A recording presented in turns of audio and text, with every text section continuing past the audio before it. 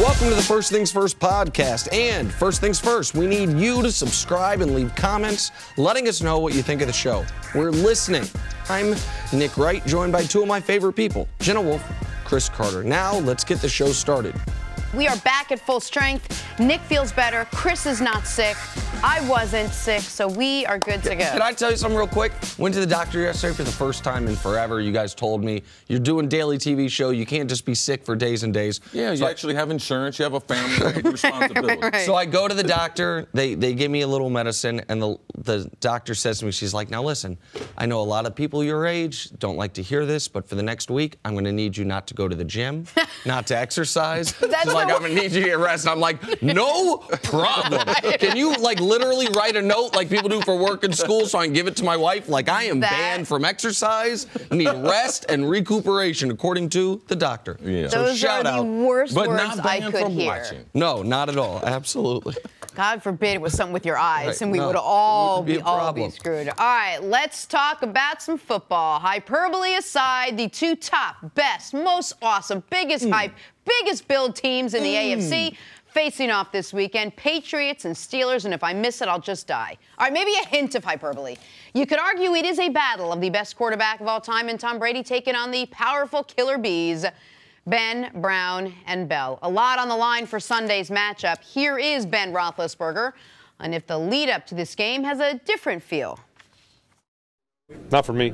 Maybe because I've been around here long enough, seen a lot of big games, been in a lot of big games. For me, it's this week. It's the biggest game of the week because it's the game this week. I know everyone has been building this up because of the records, the teams, things like that. But for me, it's about this week and the team we play, and they're the best in the world.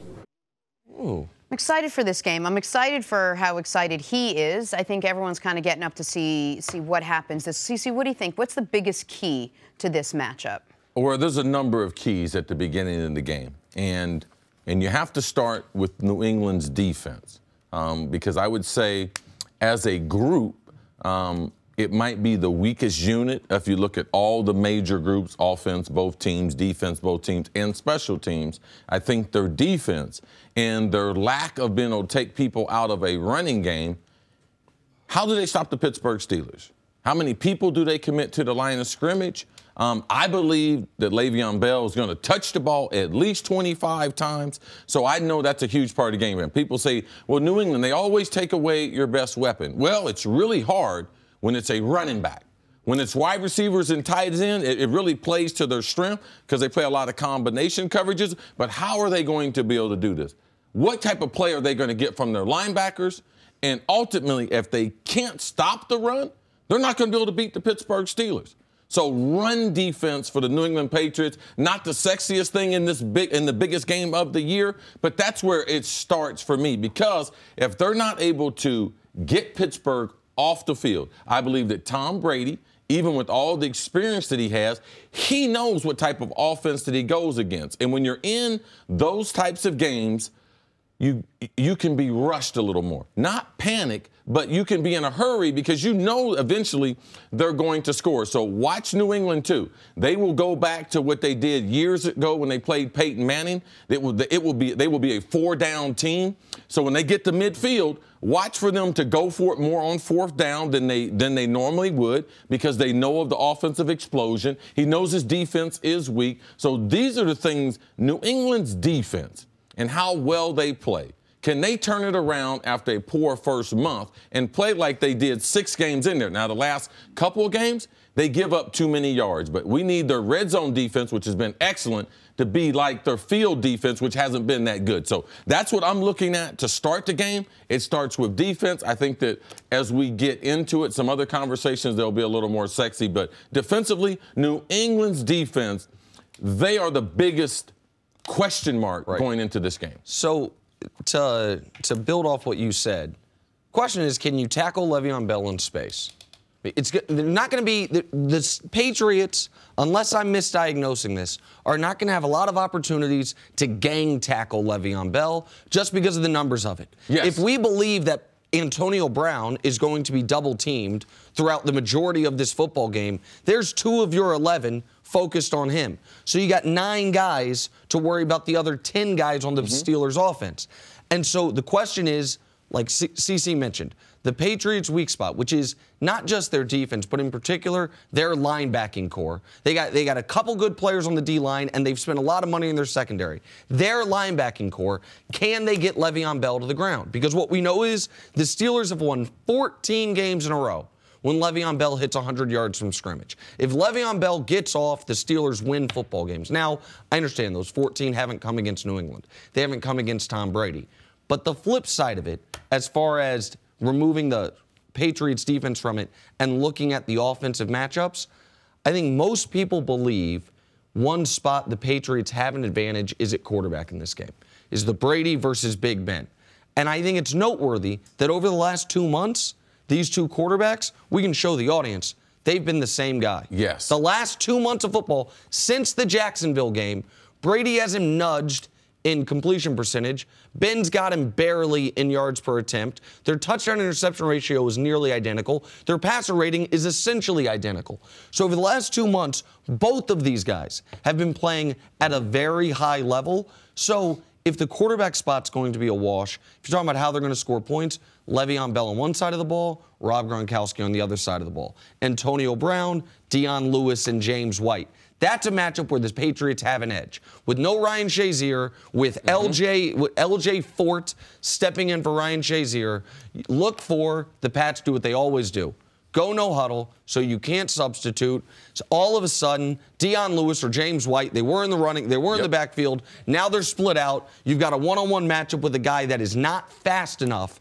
And, I mean, we have seen the Patriots take advantage of that matchup against every team they can that doesn't have that dominant inside right. linebacker. And another thing, just for fans to watch, if you want to watch something that's really interesting, New England, when New England goes empty backfield and they move a running back outside, now a lot of times they do this as a decoy or a dummy shift. That means they're trying to shift to see if they can make the defense dumb down. So if they take the back, who's set in I, or he's in the quarterback's in shotgun. He's in what we call T. He's behind the tackle. And they move him out wide. If you see the middle linebacker run out with him, you know they're in man-to-man. So then Tom Brady will bring him back.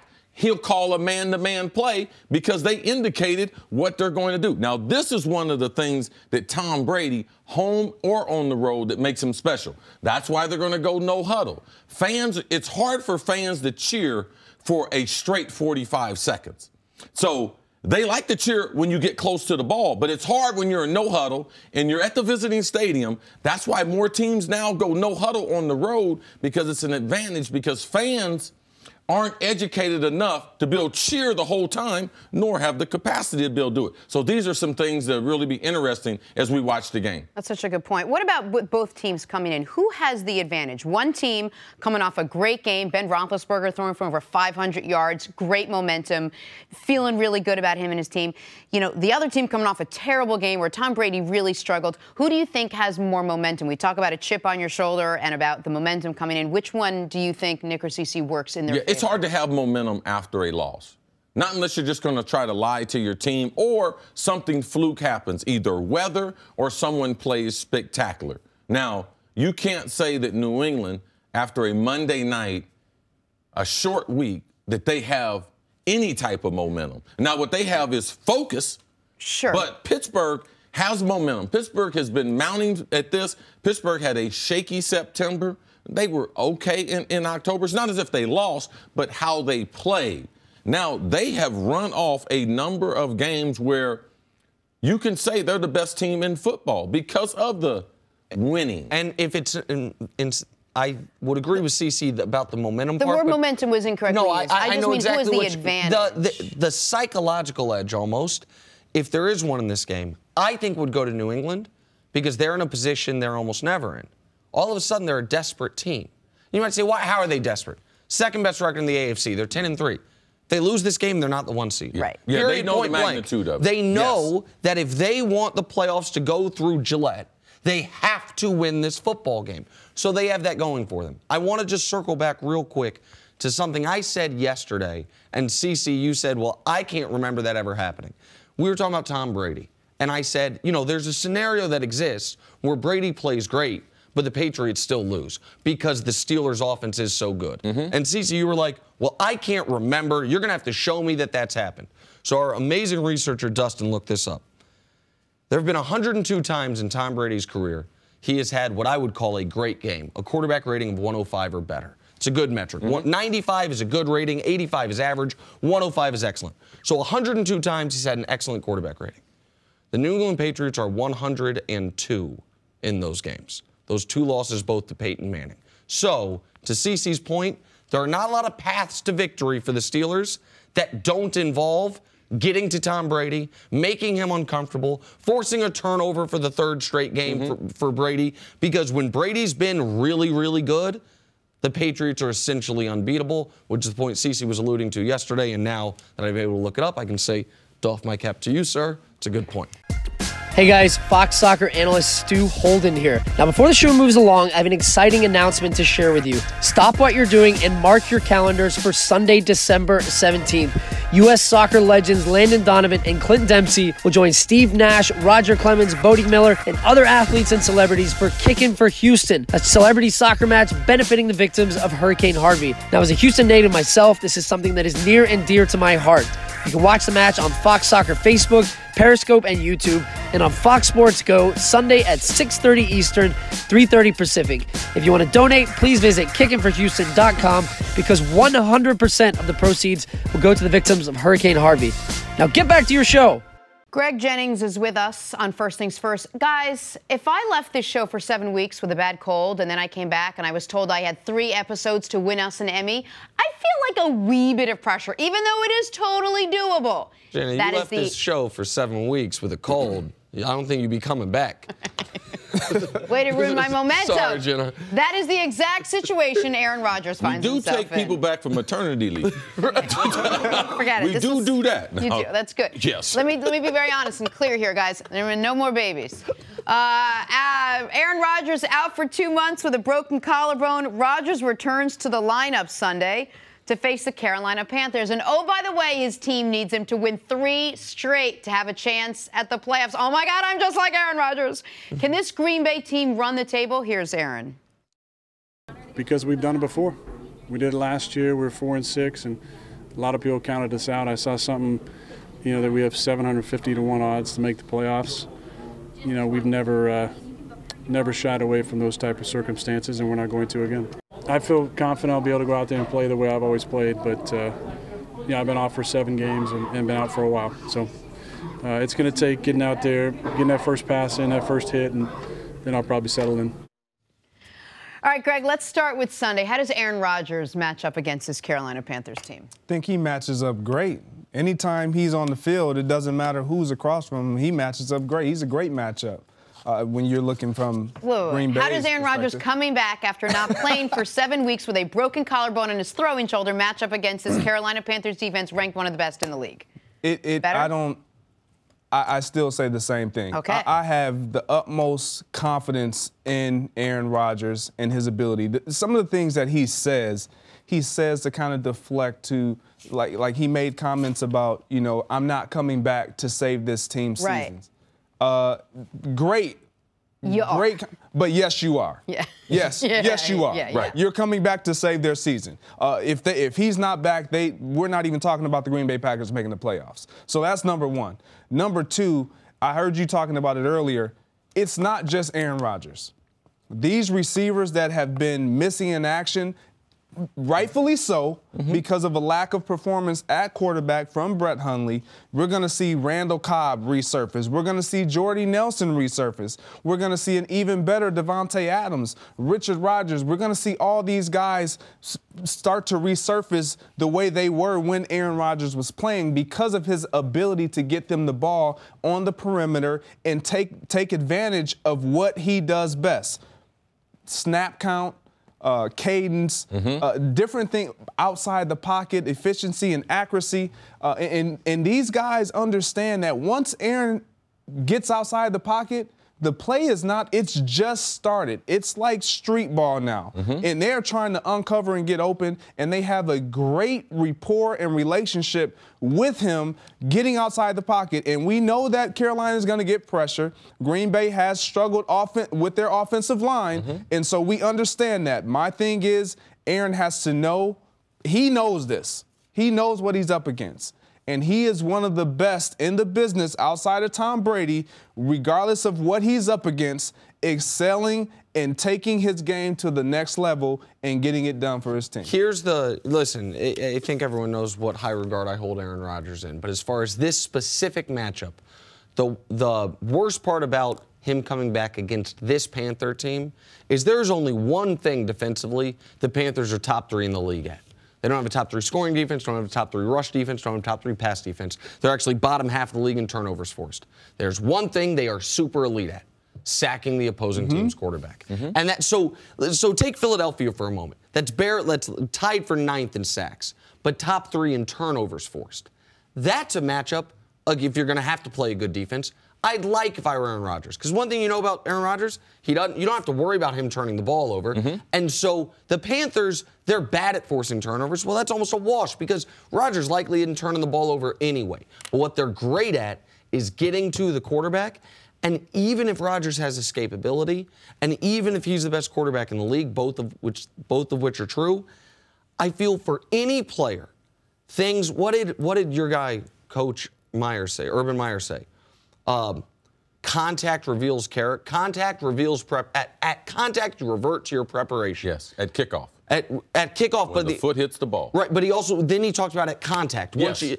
Aaron Rodgers hasn't been contacted in 2 months. And when you're playing a defense that's going to get after the quarterback, and I think going to have that be their top priority, even if it means leaving their young corners in single coverage at times, that's potentially a spot of advantage for Carolina to me. Greg, I want you to help me out with this one because I believe Aaron Rodgers is getting a tremendous break going into this game, 1 o'clock Sunday in Carolina. Right now in Green Bay, right now, exactly this time, it's 19 degrees. They're going to have a high of 20 today.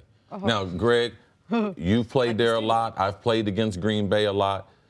You and the Packers have a decisive advantage at home. But Aaron Rodgers, and when you're injured, when it's cold like that, it restricts your body even more. Without question. So Carolina, with their ability to rush the passer, man, he's glad that he's not in Lambeau. Not only because the field and the wind, but it's going to be 60 at 1 o'clock in Charlotte. So him going on the road, coming off the injured reserve at this time, even though there's a huge advantage at Lambeau, speak to that, what it might mean for a quarterback, especially coming back from a broken collarbone, and the ability to utilize the whole passing game compared to a limited one if you were playing in Lambeau Sunday. It means a great deal. When you just think about the surface that they'll be playing on, it's going to give a little bit more because it's going to be softer. You go to Lambeau, it's the frozen tundra for a reason. He lands, that ground is not giving. So especially around the sideline. Absolutely. And when the field is warm, but off the field is hard. Yes, and when you're playing in a warmer climate, you lather up so much quicker. I mean, Jenna, you know this. Let's go outside now, and I'll show you. It's very cold. It'll take us a long time. and so that's one of the advantages he has. To your point about Carolina getting after the quarterback, we all know what they do well. But Mike McCarthy knows that too. And it is his job to make sure that they have prepared, which I believe they are doing. He understands this is my most important commodity right here. I can't allow him. I know what he does in extending plays. I have to do my job. I have to keep my tight end in. I guarantee we'll see more of Richard Rodgers not running down the field, but staying in protection, making sure they have that extra guy on the offensive line to give Aaron a little more time to get that ball out of his hands. Greg, take away the X's and O's for 1 second. As a wide receiver, how excited would you be to have Aaron Rodgers back? Compared to what you had 3 weeks ago. Greg, take that tie off and run to Carolina. You ready? I mean, he's that kind of good. Yes. I mean, Jordy, Nelson, Randall Cobb, as much positive things that they will say about Brett Hundley, and rightfully so, he's a great young man. He is nowhere near Aaron Rodgers when it comes to getting them that ball and allowing them to do what they do best. Warren Moon told me, Chris, in the NFL, this is open right here. This is open. Chris, I need this much space. If you can create that much space, Chris, I can get you the ball. Mm-hmm. So the confidence you have as a wide receiver when you have an elite thrower, it really sends your confidence through the roof because you don't have to get open all the time. Cowboys were heading to Oakland Sunday. Dak Prescott and company have won their last 2 and likely need to win their next 3 to have a shot at the postseason. They get Zeke back next week, but as it stands now, this week comes before next week, so they have to play the Raiders without Zeke. CC, Dak and the offense look good against the Giants last week. Can they pick up where they left off? Yes, I think they can, especially if they can. The Raiders have some pass rushers. Now, they put more pressure on you than the Giants, the current state of the New York football Giants. Now, the football Giants, 2.5 quarters, they gave Dallas fits. Now, Oakland, are they going to come out?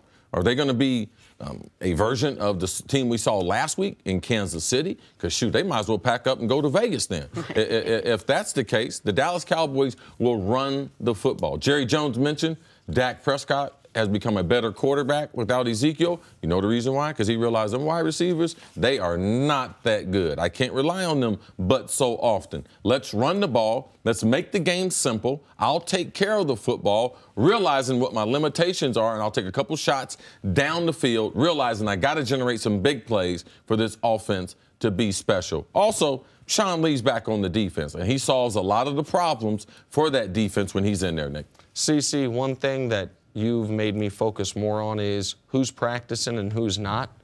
Now, not all of these were injury related, but yesterday's practice for the Oakland Raiders, David Emerson, Amari Cooper, Mario Edwards, Bruce Irvin, Marshawn Lynch, Khalil Mack, Henry Melifonwu, Clive Edward did not participate in practice.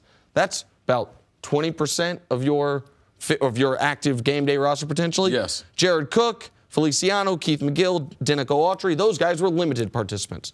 That's 12 guys, including some big names, Amari Cooper, Bruce Irvin, Lynch, Mack. Now, with Lynch, I think it was a veteran day. Maintenance day. Potentially same thing with Khalil Mack. But that's still a lot of guys. Yes, on Wednesday and Thursday, those are the 2 biggest days, work days. Right, and we talk about the Cowboys being in a must-win. Listen, so is the Oakland. Oakland, they're not eliminated. You don't necessarily have to have 10 wins to make the playoffs in the AFC. 9 theoretically could do it. So when you have that many guys missing practice before what is absolutely a game you've got to win, when you didn't really show up against the Chiefs, I think the Cowboys will be able to pick up where they left off. One key is, though, this. Dallas came into the game last week, last in the NFL in yards after catch. They're getting 75 yards a game. Last 75 yards a game. Last week they had 222. 222 yards after catch. So yes. Dak's numbers were great, but it was short throws. Guys took off down the sideline, down the middle of the field.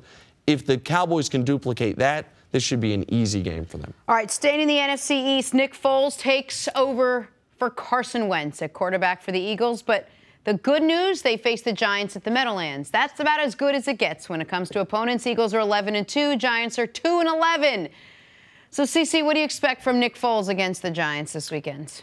I've been fortunate enough that I've seen Nick Foles play some good football. I believe that Doug Peterson, he will be a guy potentially who's going to develop a number of quarterbacks, the same way Andy Reid did and a number of coaches in that West Coast system. Yeah, well, he's got Carson Wentz. It's easy to say that. But I have that feeling, and talking to people around, they're really impressed with how he presents the information to the quarterbacks and their ability to run a couple different things. They run some of the stuff that Chip Kelly ran that Nick Foles was very familiar with, and also they run some West Coast. So I expect him to be successful. I have more confidence in him than most people do. This is a good football team. The team has to support the quarterback, and he looked pretty good in last week's game when he filled in. Getting the win last week, I think, will be huge for his confidence. But this game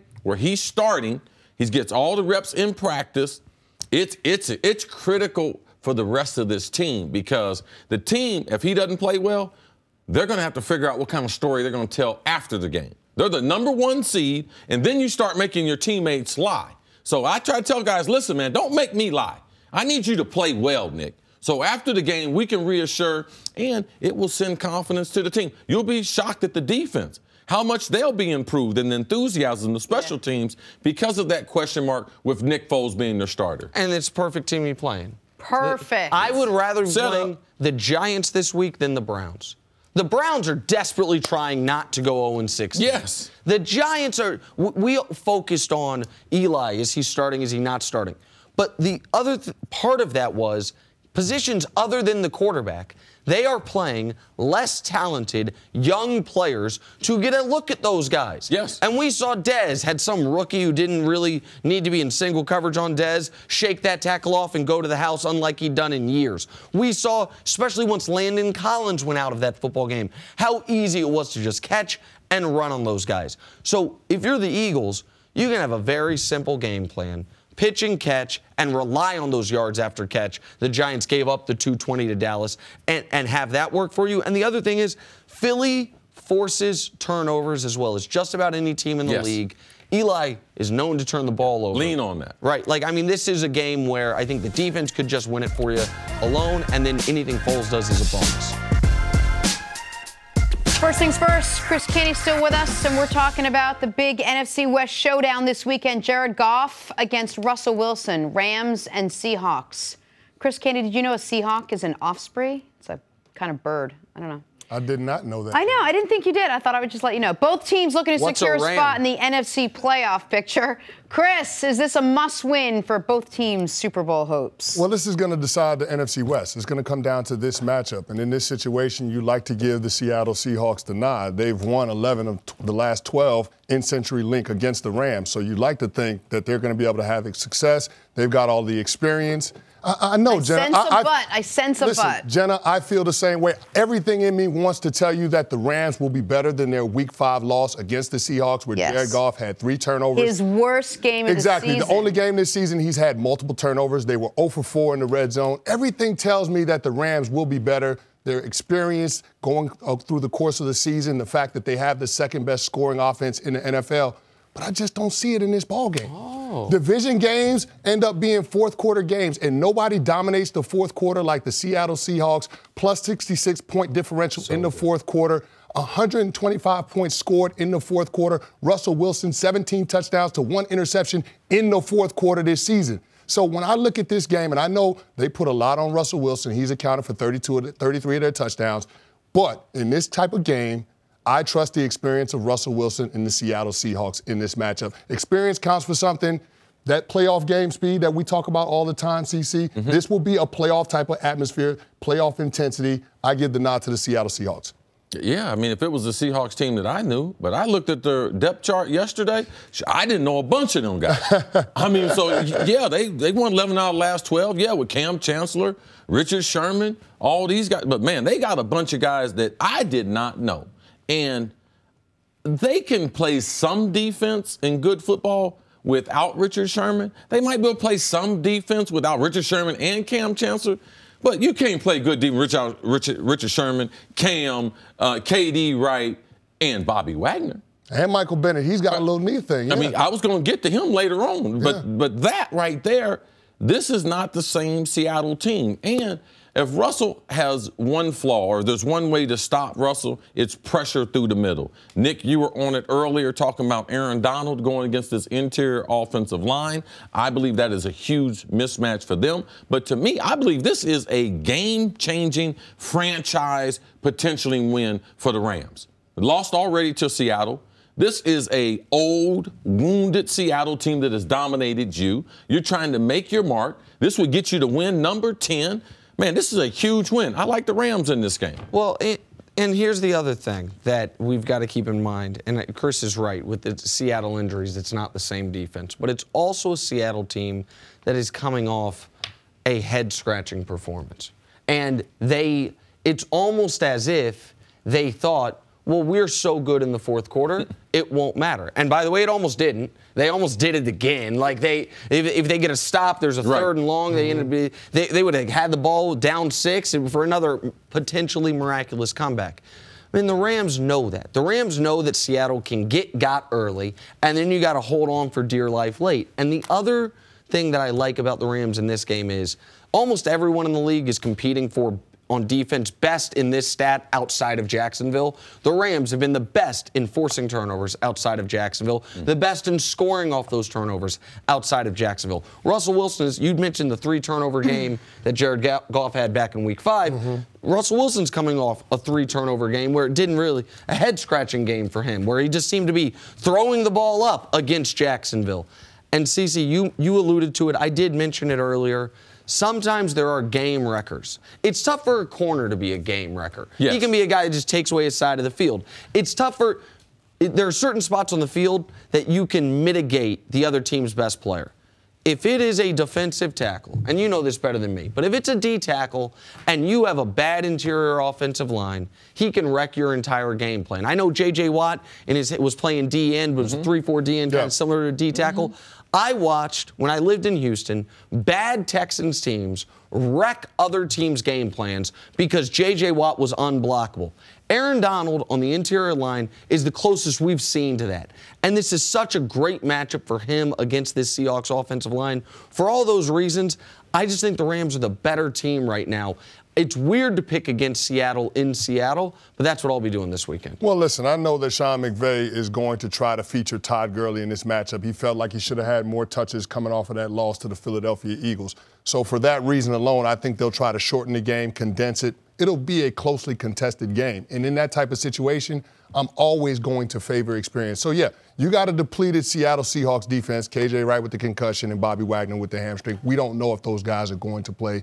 Michael Bennett banged up a little bit up front. But still, I think that this team in a close, contested game, fourth-quarter game, is going to get the edge. Pete Carroll, he's been in these situations before. Sean McVay, rookie head coach. There's something to be said for that. Experience matters this time of year in the NFL. Nick, you said that the Seahawks probably thought after last week's game, we're going to be fine in the fourth quarter. We're so good. I think it's more than that. I think the Seahawks thought, we're going to be fine. Russell Wilson is so good. He's gotten us in and out of so many situations. At some point, he'll, put it on, and he's done his thing, and we're just going to win the game. And they did, by the way.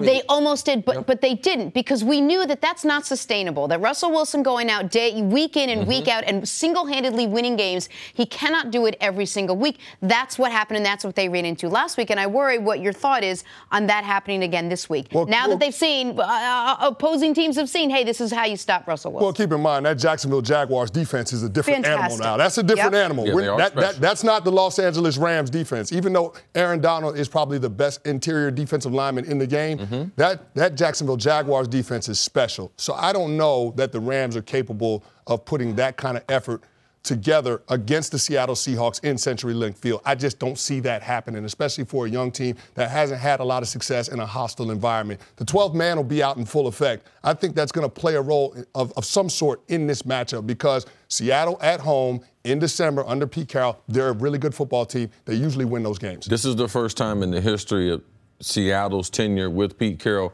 that the 12th man actually going to have to put on a uniform. That's how banged up they are. I mean, the 12th man needs some shoulder pads and a helmet, bro.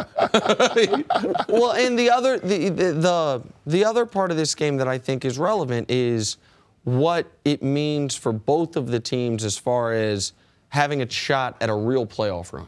I do not think you can lose this game and make the playoffs. Yes. I do not think you can lose this game if you're either of these teams and have a realistic shot at being the NFC's representative in the Super Bowl. If you lose this football game, you mentioned it's for the division if you win it.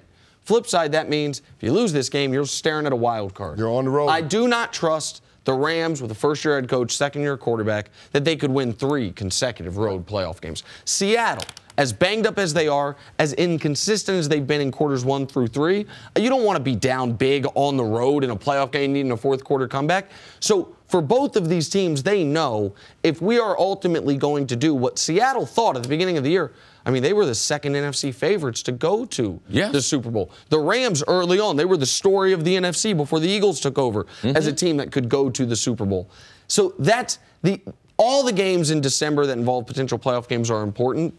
This one, to me, has added importance on your ability to win the NFC. An NFC that all of a sudden looks pretty damn wide open thanks to the injury to Carson Wentz. Like, there's no team in there that thinks, oh, we can't go beat Philadelphia, not with Nick Foles as quarterback. Cris, you seem to be leaning towards the Seahawks here, and I just wonder if they do, when they do get to the postseason, this is a team riddled from top to bottom with injuries, really, really banged up. How deep can a team like this even go should they make it to the postseason? Well, I don't think either one of these teams is going to go very far in the playoffs. I'm not saying that they can't win a playoff game, but I don't see one of these teams being able to make a run and represent the NFC in Minnesota. I just don't. Seattle's got too many injuries, and on the Rams side, I just think the inexperience is going to show up at some point. Even if the Rams get a bye? Even if you don't think they would be able to, they'd be a real threat? If they win this game, they're in position to potentially get a bye. It's a playoff of matchups. If they get the right matchup in that round, then, but also a team with a week's rest. I mean, it's hard, especially a young team, to predict exactly what they're going to do. Last year in Dallas, we didn't know what Dallas was going to do after the bye week. They end up losing to Green Bay. So if they get the right matchup. Dallas had the wrong matchup last year with Aaron Rodgers. All right, let's switch gears to the NBA now. LeBron and Lonzo last night. Advantage LeBron coming into this one. Advantage LeBron coming out of this one. As he got the best of the rookie with a triple-double. Lonzo was solid too, 13 points, 11 assists, 8 rebounds. And the pair was seen speaking after the game as LeBron very intentionally covered his mouth with his jersey. Probably a germ thing. I mean, maybe a tic-tac. Both players were very complimentary of each other afterwards. I mean, watching him doesn't do him justice. It's very hard, to stop him, at that size, that speed.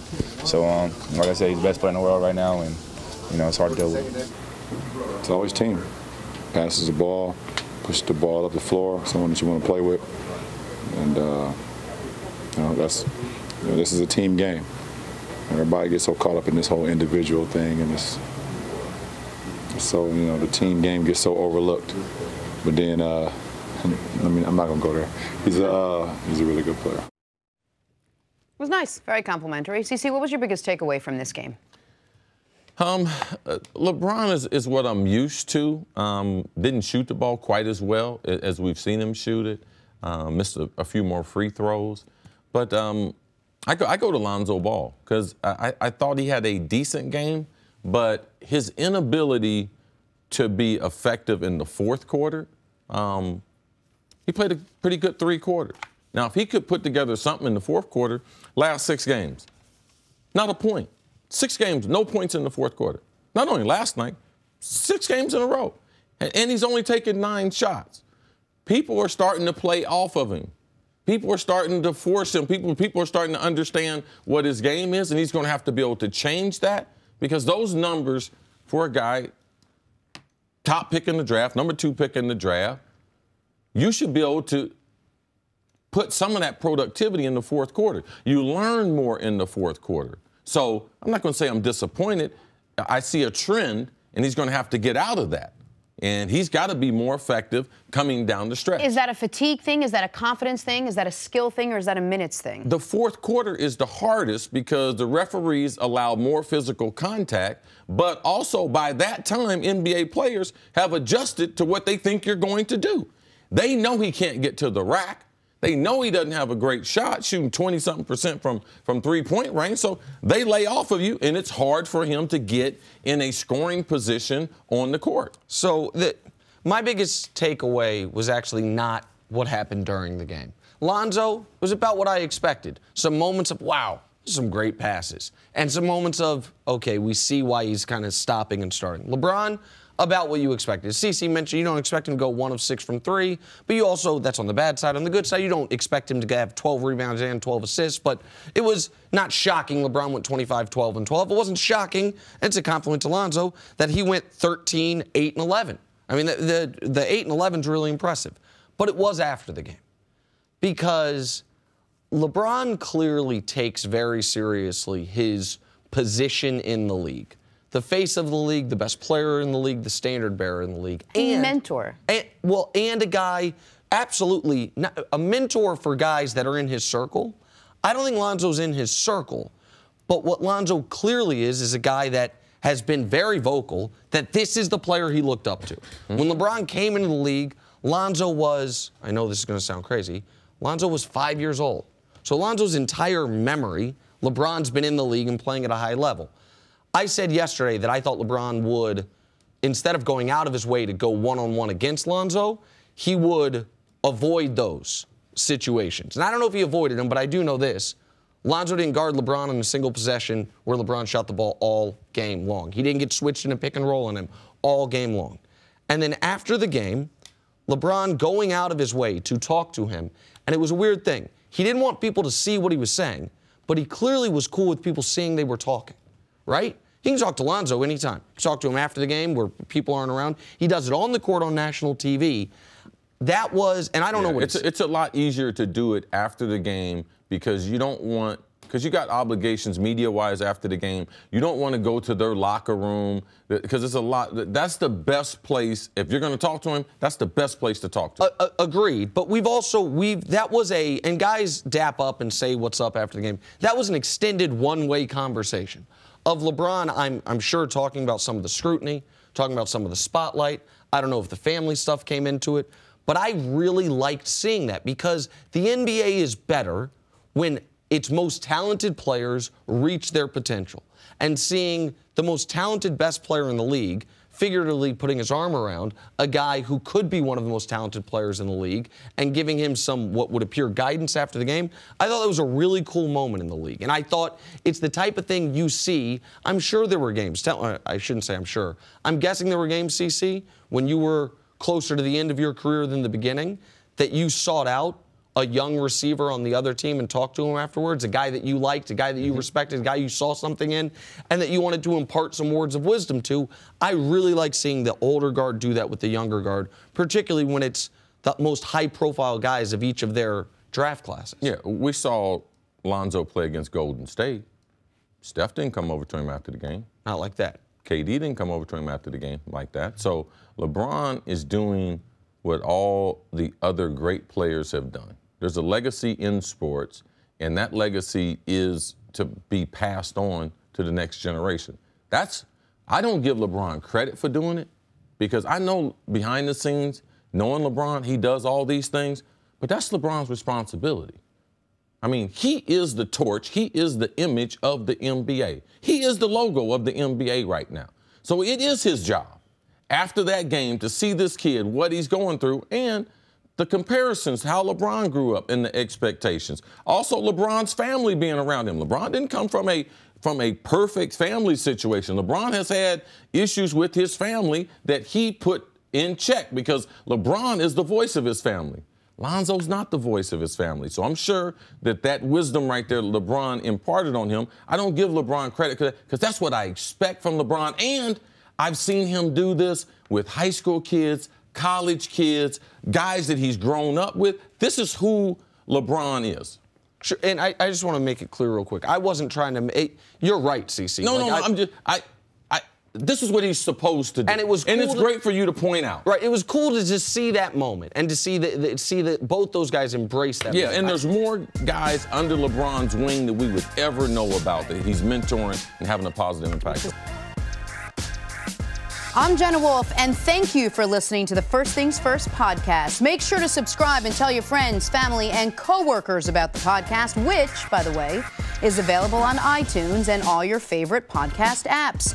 You can catch a fresh new episode every Monday through Friday on FS1, starting at 6:30 a.m. Eastern, 3:30 a.m. Pacific. So long, everyone.